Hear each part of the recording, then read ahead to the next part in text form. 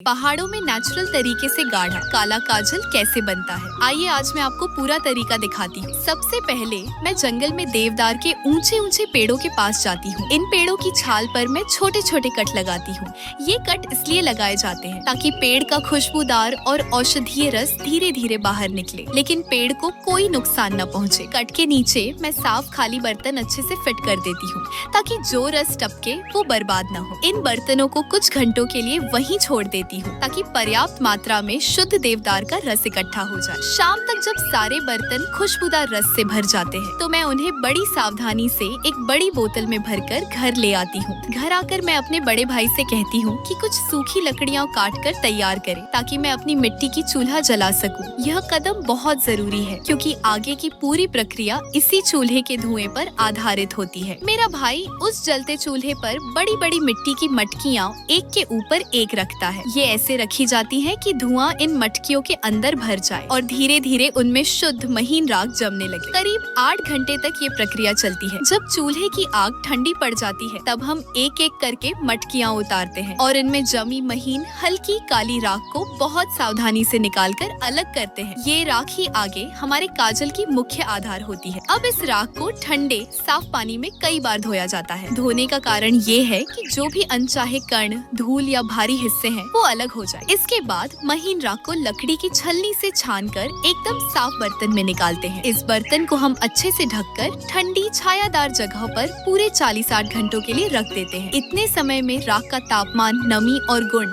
संतुलित हो जाते हैं। 2 दिन बाद इस शुद्ध राख में मैं मिलाती हूँ देवदार के पेड़ से लाया हुआ शुद्ध रस, नारियल का तेल, मोती पाउडर, कस्तूरी, बोर्नियोल और सोने का पत्ता। ये सब चीजें मिलाने का कारण है न सिर्फ गहरा रंग लाना बल्कि काजल को ठंडा, पोषण देने वाला और औषधीय बनाना। अब इस सब को बराबर मात्रा में मिलाकर हम नारियल तेल से हल्का सा चिकना किया हुआ साफ फर्श तैयार करते हैं। उस पर इस मिश्रण को रखते हैं। फिर मेरा भाई भारी औजार से इसे बार बार पीटता है। ऐसा करने से मिश्रण और भी चिकना, मुलायम और एकसार हो जाता है, ठीक वैसे ही जैसे पुराने जमाने के असली काजल बनाए जाते थे। सुबह से शाम कई दिनों की लगातार मेहनत के बाद ये देखिए तैयार है हमारा प्राकृतिक तरीके से बना गाढ़ा काला काजल, जो न सिर्फ मेरी आँखों को मोतियों जैसी खूबसूरती देता है बल्कि उन्हें हर तरह की बीमारियों से भी बचाता है, क्योंकि यह 100% शुद्ध तरीके से बनाया गया है। न इसमें कोई मिलावट है, न कोई साइड इफेक्ट।